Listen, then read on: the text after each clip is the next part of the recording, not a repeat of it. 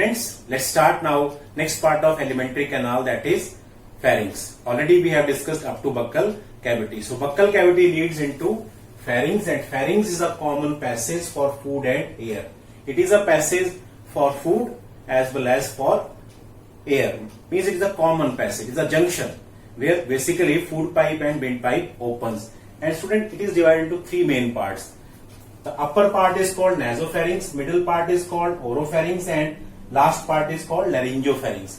Let's try to understand them with the help of diagram. So first, it lies behind the nasal cavity. So see here diagram, it is a nasal cavity, this whole area. So nasopharynx is lying behind the nasal cavity. Here I have marked 1. This marked 1 means for nasopharynx.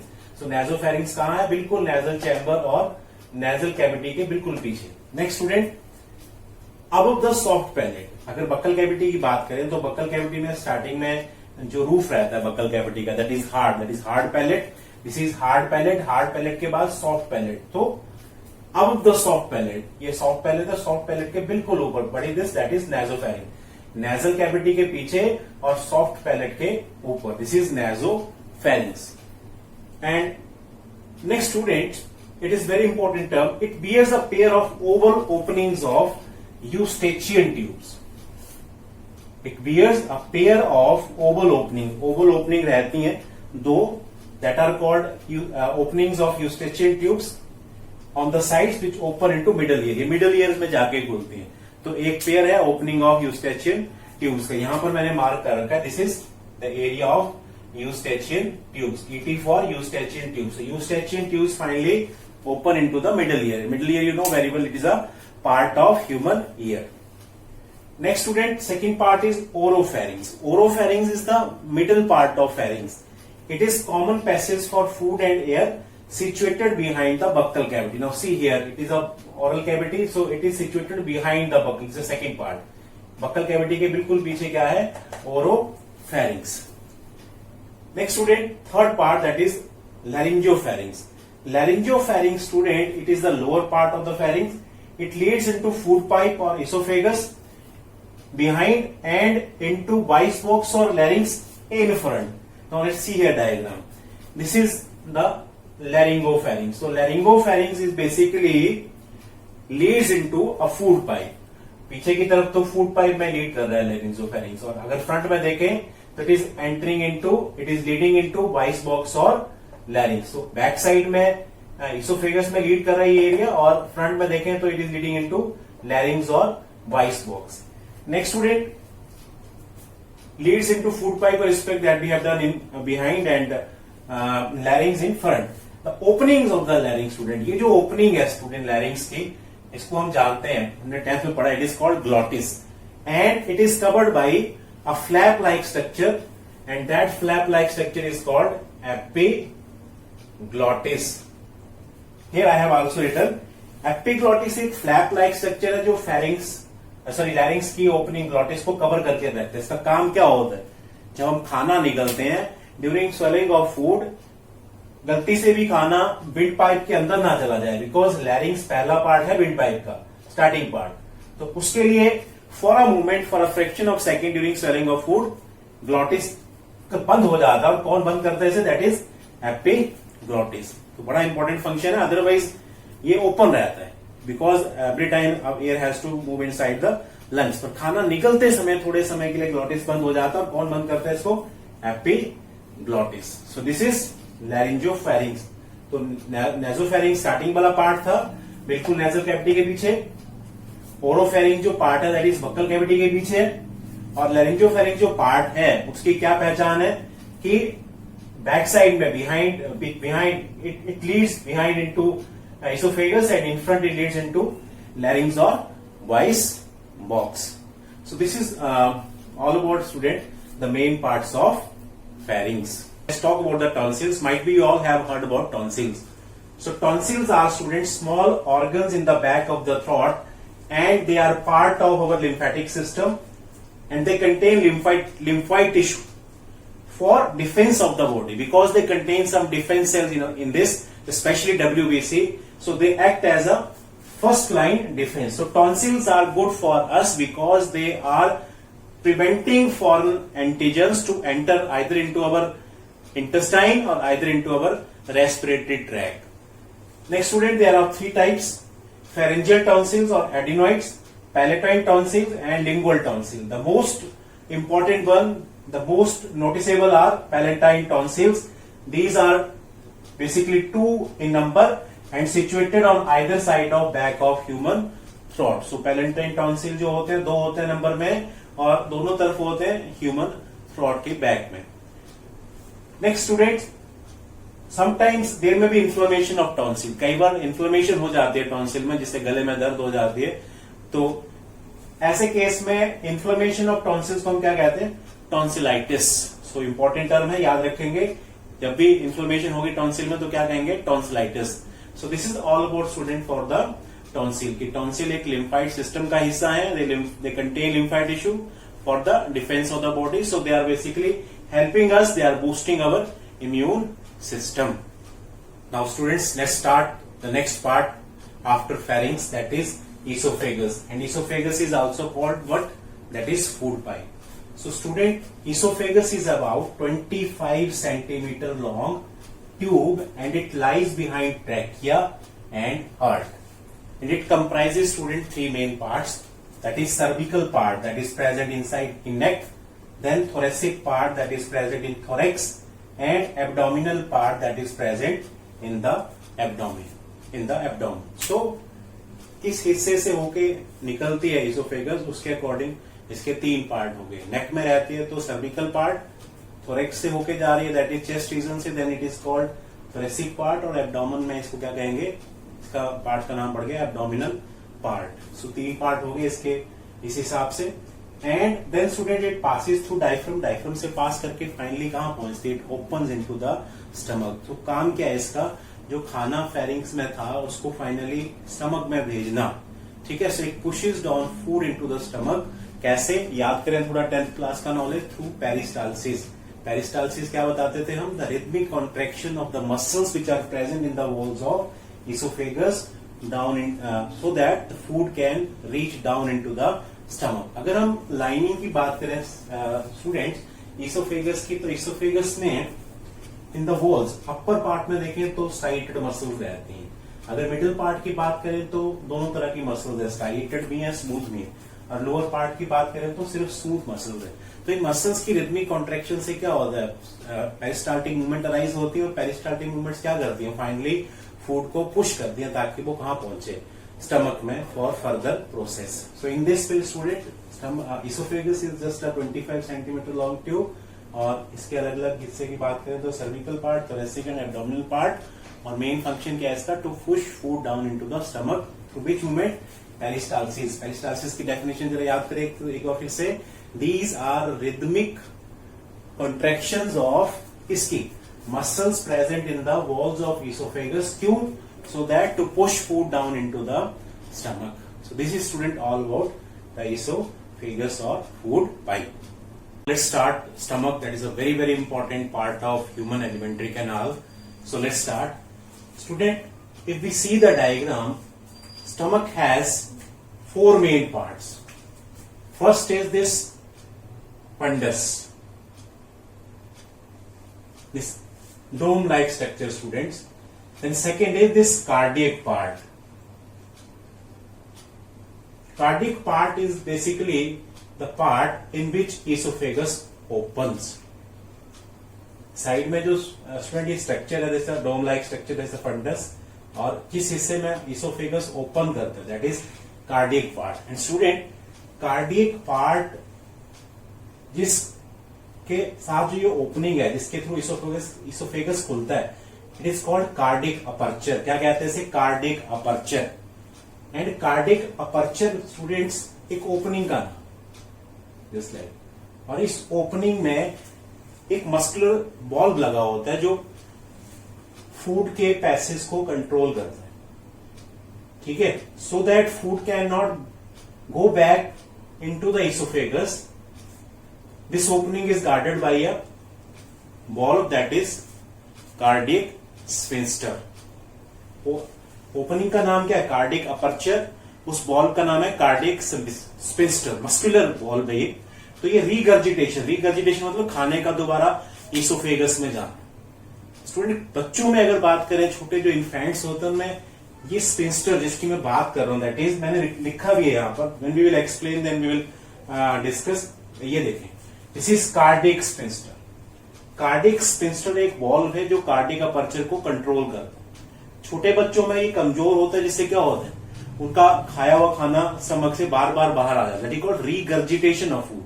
तो food की regurgitation बच्चों में आम बात क्यों होती है, क्योंकि उनका जो कार्डिक स्पिंस्टर बहुत ही कमजोर होता है। जैसे जैसे बड़े होते जाते हैं हमारा कार्डिक स्पिंस्टर काफी स्ट्रांग हो जाता है। तो कार्डिक स्पिंस्टर का काम क्या है, जो ये ओपनिंग है यहाँ पर, इसको रेगुलेट करना। उसके बाद स्टूडेंट थर्ड पार्ट है body. Body is the main middle portion of the stomach. Pyloric part सबसे नीचे का पार्ट है and it opens into the duodenum of the intestine. Duodenum intestine का पार्ट है, तो इंटेस्टाइन के ड्यूडिनम में कौन सा पार्ट खुलता है, पाइलोरिक पार्ट। ईसोफेगस कौन से पार्ट में खुलती है, कार्डियक पार्ट। और पाइलोरिक पार्ट वो हिस्सा है जो फाइनली इंटेस्टाइन में खुलता है। स्टमक के बाद स्मॉल इंटेस्टाइन शुरू हो जाता है, तो स्मॉल इंटेस्टाइन का पहला पार्ट क्या है, ड्यूडिनम। चार पार्ट्स हैं स्टूडेंट स्टमक के, fundus, dome like structure, this cardiac part, then this middle portion body, and the part which is lower part that open into duodenum, that is pyloric part. Pyloric part के student opening को कहते हैं pyloric aperture. और यहां भी एक sphincter that is called pyloric sphincter, जो passage of food, flow of food को रेगुलेट करता है from the stomach into the intestine. तो यहां पर जो अपर्चर दैट इज, क्योंकि पाइलोरिक पार्ट का अपर्चर है, तो पाइलोरिक अपर्चर, जो कार्डिक पार्ट के पास का अपर्चर इज कार्डिक अपर्चर। यहां पर जो sphincter that is cardiac sphincter, और यहां पर pyloric sphincter. Sphincter are muscular ball basically. So now let's see now the theory part, student. So first I have written here that it is J-shaped bag-like structure. J-shaped bag-like structure, and it is the widest part of alimentary canal. अगर dimensions की बात करें student, तो 30 centimetre length है इसका और 15 centimetre इसकी width है, and it is the widest part of alimentary canal. जैसे स्मॉल इंटेस्टाइन सबसे लंबा पार्ट है एलिमेंट्री कैनाल का, वैसे स्टमक सबसे वाइडेस्ट पार्ट है। नेक्स्ट चार पार्ट्स की बात करें तो fundal student, dome like already हमने बात कर ली है, इट कंटेन्स गैस। फिर कार्डियक पार्ट की बात करते हैं। Cardiac part is the broader part where esophagus opens और join the stomach. Opening is called cardiac aperture, is very very important. Cardiac aperture, और जो वॉल्व इसे गार्ड करता है, guarded by a muscular wall called cardiac sphincter. बच्चों मैंने जैसे कहा कार्डियक स्पिंस्टर वीक होते हैं तो रीगर्जिटेशन फूड की होती रहती है। रीगर्जिटेशन का मतलब जब खाना स्टमक से दोबारा ईसोफेगस में चला जाए। ठीक है बच्चों। Next student body, it is the middle main region of the stomach. And last pyloric student, it is the lower part which open into the duodenum of by pyloric aperture. और pyloric aperture को कौन guard करता है, pyloric sphincter. ठीक है student. इसके अलावा students अगर फंक्शंस की बात करें तो स्टोरेज ऑफ फूड तो एक मेन फंक्शन है ही, साथ में mechanical churning of food as well as partial digestion. कुछ चीजों की डाइजेशन भी करता है, जैसे प्रोटीन की डाइजेशन में इसका रोल भी है, तो पार्शियल डाइजेशन भी इसका। तो functionally storage of food, mechanical churning of food and partial digestion. Friends stomach एक हार्मोन भी सिक्रेट करता है जिसका नाम है गैस्ट्रिन। गैस्ट्रिन रिस्पॉन्सिबल होता है stimulation of gastric juices during digestion of protein. इसके अलावा students it also secrete one protein that is called castle's intrinsic gastric factor which is responsible for absorption of vitamin B12। तो ये दो चीजें important याद रखेंगे। सो इस तरह से student we have concluded all the important terms in stomach. Let's summarise the stomach now. So stomach has four main parts, that is this fundic part, then this is cardiac part, then body and pyloric part. यहाँ पर जो aperture से कहेंगे cardiac aperture, और यहाँ पर जो aperture से कहेंगे पाइलोरिक अपर्चर। कार्डिक स्पिंस्टर यहाँ पर गॉड करता है कार्डिक अपर्चर को, यहाँ पर कौन सा बॉल गॉड करेगा, that is pyloric sphincter. Valve का काम क्या होता है, to prevent the here passage of food, undigested food into the small intestine, और here to prevent the back flow of the food into the esophagus. So इस तरह से student we have completed all the important topics under the heading of stomach. Now students let's start small intestine. Small intestine is another important part of human alimentary canal. So let's start. It is the longest part of animal canal, students. About 6 meter long. So longest part. Next, इसका नाम small intestine क्यों है student? Due to its diameter. Diameter wise it is very less, that's why it is called small intestine. Otherwise length wise it is longest part of small intestine, alimentary canal. Next student, it comprises three main parts: duodenum, jejunum and ileum. कौन कौन से तीन main part हैं? duodenum, jejunum and ileum. So let's start in a differentiating manner. We will discuss them. First student, duodenum. Duodenum is the upper part. It is the part in which pyloric part of the stomach opens.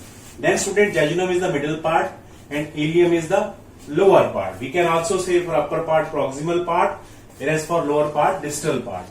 Next student, duodenum is C-shaped structure. If we see duodenum, student, duodenum is like that. Duodenum is C-shaped. Next student, jejunum is coiled, not as much coiled as ileum. Ileum is highly coiled. Then lengthwise student, duodenum is just 25 centimeter long, whereas jejunum is 2.4 meter long, whereas ileum is 3.6 meter long. So ileum is the longest among all the parts of small intestine. Next student, blood supply की बात करें, upper part is less vascular. The most vascular is jejunum, means here rich supply of blood is there, and the ileum is moderate vascular, means here moderate supply of blood is there. Next student, let's talk about the villi. Villi are the important part of small intestine. We have discussed even in 10th standard as well. These are responsible for increasing surface area for absorption of food, because small intestine का सबसे important function ही क्या है? That is completion of digestion and absorption. So absorption के लिए area बढ़ाने के लिए कौन help करते हैं? Villi. Villi are finger-like projections. So in case of duodenum student, villi leaf-like होते हैं, जबकि अगर बात करें जजुनम में दे आर टंग लाइक, और अगर इलियम की बात करें तो दे आर फिंगर लाइक. तो विलाई भी शेप वाइज अलग अलग पार्ट में अलग अलग है. नेक्स्ट स्टूडेंट, एब्सॉर्प्शन सबसे इंपॉर्टेंट फंक्शन है. ड्यूोडेनम सबसे कम एब्सॉर्प्शन परफॉर्म करता है, मिनिमम एब्सॉर्प्शन. जजुनम में सबसे ज्यादा मैक्सिमम एब्सॉर्प्शन होता है, और मॉडरेट एब्सॉर्प्शन के जो रिस्पॉन्सिबल है that is ileum. So these are the some parts of duodenum, jejunum and ileum. Now student, beside this one more important term that you have to remember, that is Peyer's patches. Pierce patches are just like tonsil. They are also lymphoid tissue and they are present in the mucous membrane of ileum. They fight against infection. So याद रखेंगे, Pierce patches कहां पर होते हैं? In the ileum, in mucous membrane, mucosa membrane. Mucosa membrane के बारे में discuss करेंगे आगे जब हम हिस्टोलॉजी स्टडी करेंगे स्मॉल एलिमेंट्री कैनाल की उस समय. तो कौन से पैचेस हैं यहाँ पर? पियर्स पैचेस क्या होते हैं? लिम्फाइड टिश्यू है, इनमें डिफेंस सेल्स होते हैं जो फाइट करते हैं against particular infection. So let's summarise student, small intestine सबसे लंबा पार्ट है एलिमेंट्री कैनाल का, डायमीटर वाइज सबसे कम है, इसलिए इसको स्मॉल इंटेस्टाइन कहते हैं. तीन मेन पार्ट है, ड्यूोडेनम, जजुनम और इलियम, और इन तीनों पार्ट में सबसे लंबा पार्ट कौन सा है? That is ilium. और सबसे ज्यादा एब्सॉर्प्शन कौन करते हैं? That is जजुनम. और अगर विलाई की बात करें तो ड्यूोडेनम में लीफ लाइक होते हैं, जबकि जजुनम में दे आर टंग लाइक और इलियम में फिंगर लाइक. स्टूडेंट, जब मैंने स्टमक डिस्कस किया था, I forgot one term, that is rugae. Rugae क्या होते हैं student? They are the folds. जैसे स्मॉल इंटेस्टाइन के अंदर विलाइज है, वैसे ही हमारे स्टमक के अंदर भी फोल्ड होते हैं, न्यूमरस फोल्ड, जिन्हें कहते हैं रूगे. रूगे का फंक्शन क्या होता है student? To increase the surface area of stomach so that more and more food can be accommodated. तो रूगे कहां होते हैं? In the walls of stomach, जबकि विलाई कहां पर है? In the walls of small intestine. Rugae और villi का काम सेम है, लेकिन वहां पर सरफेस एरिया किस लिए बढ़ना चाहिए? ताकि ज्यादा से ज्यादा फूड अकोमोडेट कर सके ऑर्गेनिज्म. और विलाई का काम क्या होता है? To increase the surface area so that more and more absorption of food can be taken place. So in this way we have completed, student, all the important terms under the topic small intestine. Students, start the last part of our alimentary canal, that is large intestine. So large intestine को large intestine क्यों कहते हैं student? Because small intestine के मुकाबले इसका diameter wider है. So it is wider than small intestine, जबकि small intestine का diameter large intestine के मुकाबले कम था, इसलिए इसको small intestine कहते थे. So it is wider than small intestine, hence it is so called. Next student, length wise बात करें तो it is about 1.5 meter long and it is also divided into three main parts like small intestine, that is cecum, colon and rectum. First of all cecum की बात करते हैं student. Cecum is present as ileum ends. So it is pouch like structure student, about 6 centimeter long. and it bears an outgrowth, is very important, that is called vermiform appendix. Vermiform appendix a vestigial organ student. क्या है student ये vermiform appendix? Vermiform appendix हमारे case में आज functional नहीं है. कुछ जब हमारे पुराने एंसेस्टर्स थे तो उनमें vermiform appendix was very much functional. So on the other hand if we talk about the other animals such as rabbit में अभी भी वर्मीफॉर्म अपेंडिक्स बहुत अच्छे से काम करता है. कारण क्या है स्टूडेंट? पहले हमारी फूड हैबिट्स अलग थी, हम हर्बीवोरस थे. हर्बीवोरस के केस में क्या करता है स्टूडेंट वर्मीफॉर्म अपेंडिक्स? जो हर्बीवोर्स ग्रास खाते हैं उसमें सेलुलोज रहता है, तो सेलुलोज को डाइजेस्ट करने के लिए, for the digestion of cellulose we need a enzyme cellulase, and this cellulase enzyme present in vermiform appendix. So those animal which has still the same food habit, for example rabbit, they take cellulose, so for that they have sufficient amount of cellulase in vermiform appendix. एक बार दोबारा repeat करता हूं, vermiform appendix has cellulase enzyme, और cellulase enzyme का role क्या होता है? ये सेलुलोज को डाइजेस्ट करता है. सेलुलोज कहां पाया जाता है? जो ग्रीन प्लांट्स होते हैं, ग्रासेस होते हैं. तो हमारी तो फूड हैबिट बदल गई. बदलने से हमारा जो अपेंडिक्स था उसमें सेलुलेज का यूज नहीं हुआ. धीरे धीरे से पूरे का पूरा ऑर्गन क्या हो गया? Non functional. So those organ which are not functional nowadays in our body, that are called vestigial organ. So now students, sometime क्या होता है इस अपेंडिक्स में? sometime डिकम्पोजिशन होती रहती है. फूड जमा होता रहता है. फूड की डिकम्पोजिशन होने से वहां पर इन्फेक्शन हो जाता है समटाइम, और इन्फ्लेमेशन जब हो जाती है अपेंडिक्स में तो उसे कहते हैं अपेंडिसाइटिस.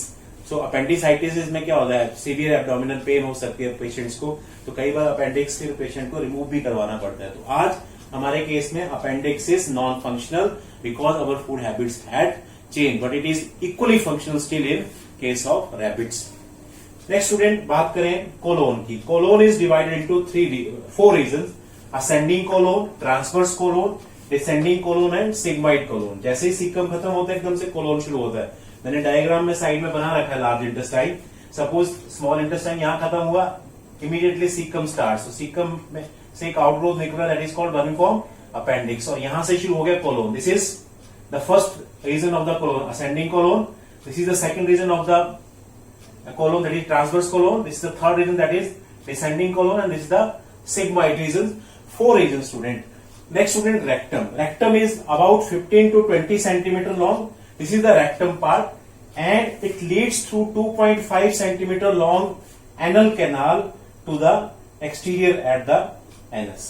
क्या लिखा है मैं दोबारा पढ़ता हूं. It leads through 2.5 centimeter long anal canal to the exterior at the anus.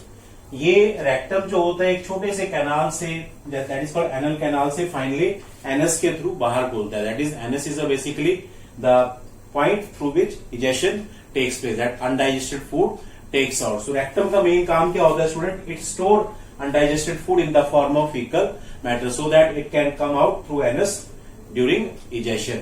So in this way student we have discussed all the important parts of large intestine. First part is caecum, that is pouch like structure. इसमें appendix याद रखेंगे. Appendix आज हमारे body में functional नहीं है.